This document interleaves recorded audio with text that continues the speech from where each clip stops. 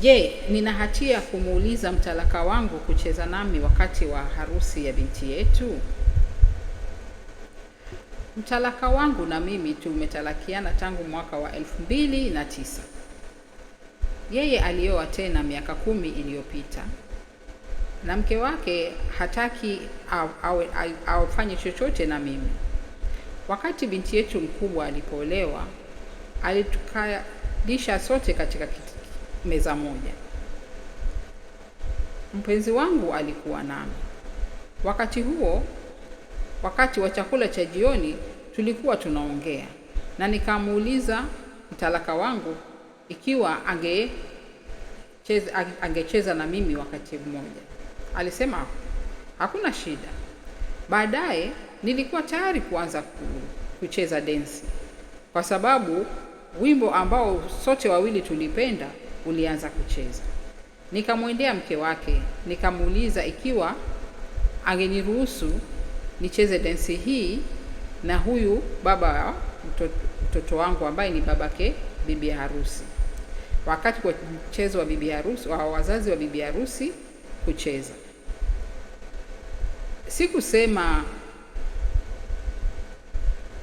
Sikumkosea heshima, lakini aliniambia tu ikiwa ni sawa nitaweza kucheza. Akaniambia tu ikiwa ni sawa tunaweza kucheza. Alikasirika. Akaweka uso wake mbele ya uso wangu na mkono wake akiwa ameukunja, akiwa tayari kunipiga, na akapaza sauti na kusema, "Wacha kujaribu kumuiba mume wangu." Kisha akaniambia kwamba hataweka mguu wake hata mmoja ndani ya nyumba yangu tena. Nilikuwa nimewaalika kwa chakula cha jioni ili watoto wetu wasikimbie nyumba hadi nyumba kula chakula cha jioni. Nilishtushwa na jinsi alivyonijibu, kwa sababu kila wakati alionekana kuwa ni mzuri kwangu. Sikusema chochote. Nilitoka hapo chumbani kwa sababu sikutaka kuiharibu harusi ya binti yangu kwa kuingia katika vita na mamake wa kambo. Hata hivyo, dakika 20 baadaye nilirudi ndani nikiwa nimekosa wakati wa kuikata keki, nikimwona akimvuta mume wake nje kwa mkono, wakati anamwangalia kwa macho mabaya sana. Kwa bahati mbaya alinilaumu kwa mambo haya yote na akaanza kulia kwa kutaka tu kucheza na mtalaka wangu. Nilimwandikia barua kali sana siku iliyofuata. Watoto wangu wote na mtalaka wangu wanataka kuwa na likizo ya familia pamoja. Wanataka kuendelea kuwa na mazungumzo wazi na wasihisi kuwa hawako huru na mzazi yeyote wakati tukiwa pamoja. Mimi niko tayari kwa hayo.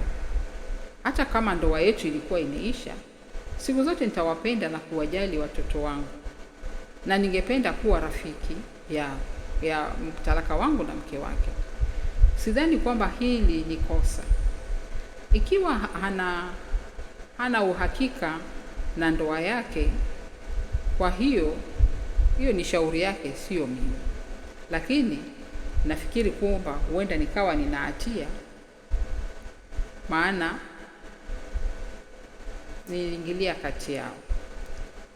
Pengine nikawa nina hatia kwa sababu nilimuuliza mtalaka wangu, mke wa mtalaka wangu, ikiwa naweza kucheza naye wakati wa densi ya wazazi wa bibi harusi katika harusi ya binti yetu.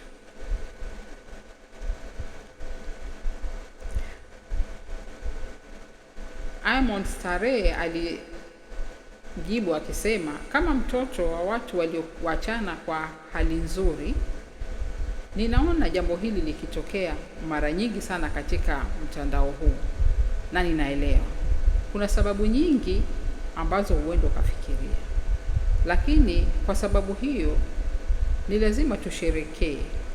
Wakati watu wanaoshiriki muda mrefu na historia ndefu na watoto wanaweza kuachana bila kuwa na fujo, na kukawa na amani kati yao kwa ajili ya watoto wao na watoto wa watoto wao, na kwa ajili ya likizo na kwa wakati ambao ni wa dharura.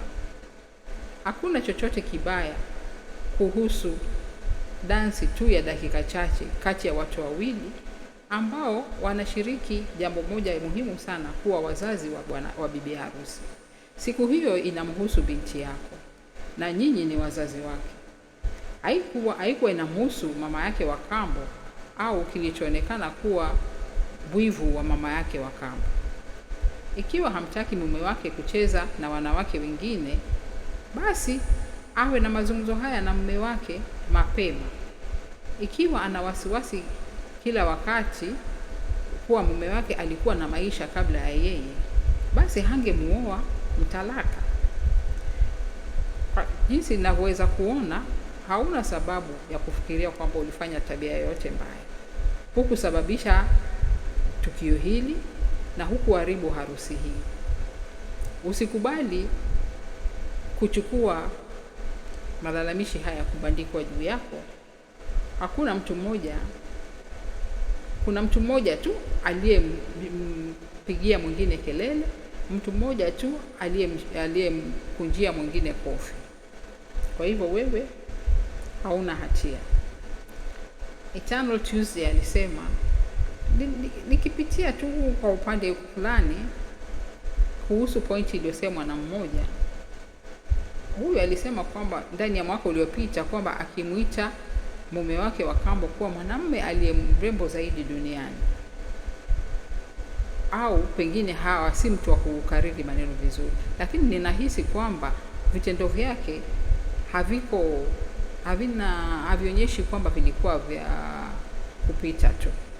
Pengine ni mimi tu ndio nafikiria hivi, lakini ikiwa bado nafikiria na kuongea kuhusu mtalaka wake, jinsi anavyosema kwamba ndiye mwanamume aliyemrembo zaidi duniani, ikiwa bado tena yuko katika mahusiano mengine, ninaona kwamba yule mke mpya ambaye amekuwa naye kwa miaka 10 tayari ameyatambua maneno haya ama tabia hii.